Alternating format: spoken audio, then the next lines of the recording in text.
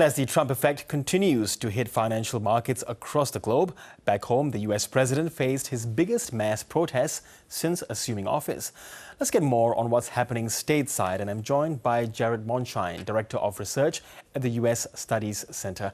Jared, good to have you with us on the program once again. Now, firstly, we've seen so much reactions outside of the U.S. in Asia with Donald Trump's tariffs, the market meltdown. But how are Americans dealing with what Trump has declared as, the need to take medicine to fix something?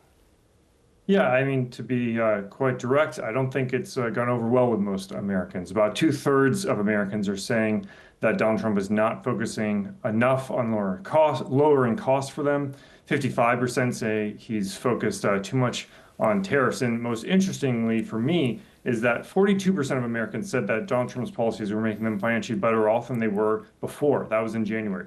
Then, just a few days ago, that decreased almost half. That's 23% who now say they are doing well because of Donald Trump. I think, on the whole, Americans have not done well. But I guess, in relation to what your last colleague said, the question is weeks and days and weeks. What does that actually mean? It's still too early to tell how long this sort of medicine will take to sort of kick in. Yes, and I'm assuming that many of his wealthy supporters, I would assume, might have lost considerable sums of money on the markets and might still, when the markets open later on. Will Trump be losing any political traction from his doubling down of tariffs and the aftermath? He already is. You're already seeing Republicans who have shown very little willingness to push back on him to start to discuss legislation, to maybe claw back some of the constitutional power they have to actually set tariff rates. Let's not forget that constitutionally, Congress is supposed to do that. But over the last many decades, they've delegated that power to the president. Now there's talk, not just amongst Democrats, which can sort of be expected, but amongst Republicans in both the Senate in particular, but also some in the House, saying maybe we should claw back some of that power. Now, is that likely to happen? In order to claw back that power, you need a veto-proof 2/3 of both the House and the Senate to essentially claw back that power. So I think that's unlikely. But still, the fact that Republicans are right now, some of them are bucking President Trump, who has still pretty sizable support within the GOP, I think is telling. Yes, and what do you make of the Democrats' response? Is there a unified response from your observations?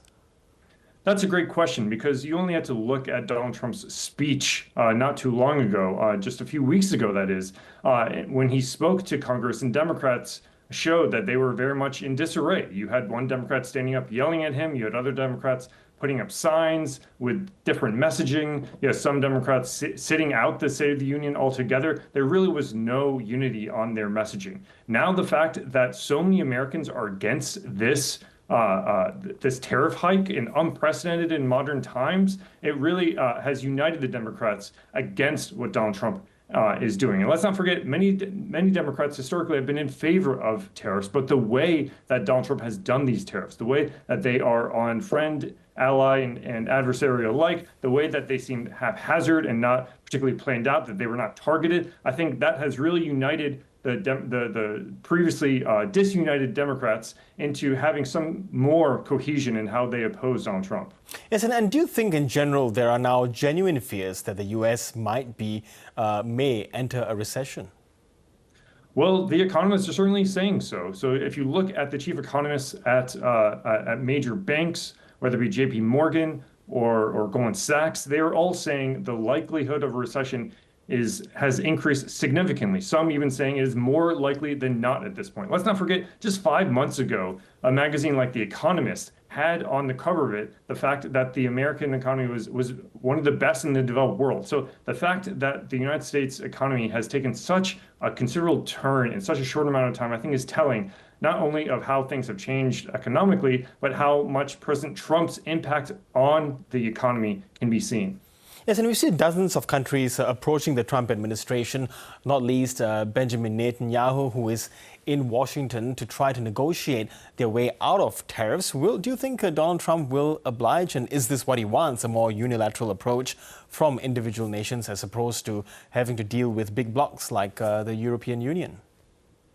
Yeah, I think Donald Trump has shown time and time again that he prefers bilateral negotiations more than not. But I think trying to ascertain exactly what he wants from countries is really the ultimate question in this. A country like Israel and a few others have already willingly gotten rid of some of the tariffs and the non-tariff barriers for trading with their country, but it seemed like the Trump administration still decided to enact tariffs on basically everyone. So there's really a big question of what Donald Trump wants, and also whether he sees these tariffs as something that is going to be here for days and weeks, if not more so, or whether this is a bargaining opportunity. You only need to look at the cabinet and their various media appearances to see that there's really not one unified answer on what exactly they want from the many countries facing tariffs right now. Yes, and what do you make of Elon Musk coming out to say that he would prefer that there be zero tariffs imposed on Europe, in contradicting Donald Trump's own economic advisor?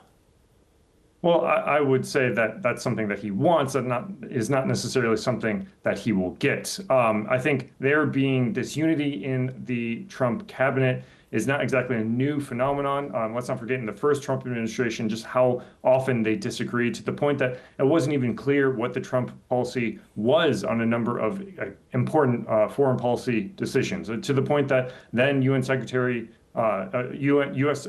Secretary Representative to the UN, Nikki Haley, famously said, "I don't even know what the policy is of the Trump administration at this point, but I do disagree with abandoning some of our key allies." So we're not back to where we were in the first Trump term, but we are definitely back to a Trump era in which we're not really sure what he wants. Let's not forget, if you look at the behind-the-scenes reading of reporting of why and how Donald Trump started this massive tariff policy, he supposedly only decided finally at 1 o'clock what he was going to announce at 4 o'clock when he went out on April 2 with this tariff policy agenda. The fact that he only gave 3 hours notice to what was going on to not only allies and partners, but his own cabinet, I think is telling.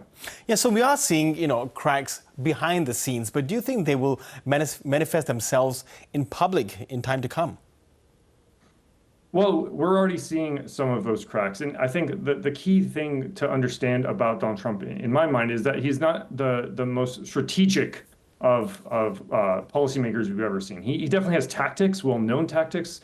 We know the way that he views trade has not changed for many decades. We know that he has not been consistent on many policies or even many politics. Or even people, but he is consistent on trade. But we don't exactly know what he plans to do next. He is a tactician. He doesn't really do long-term strategy. Every day in his administration is a new day and a new opportunity to sort of seize the day, and not something in which there are slow and painstaking areas of achievement. Instead, it is maximalist, all or nothing in many times. And Jared, just a final question to you. Of course, two major democracies are holding elections very soon, Canada and, of course, here in Australia. How consequential might Donald Trump's economic policies at least be in the outcomes of both these elections?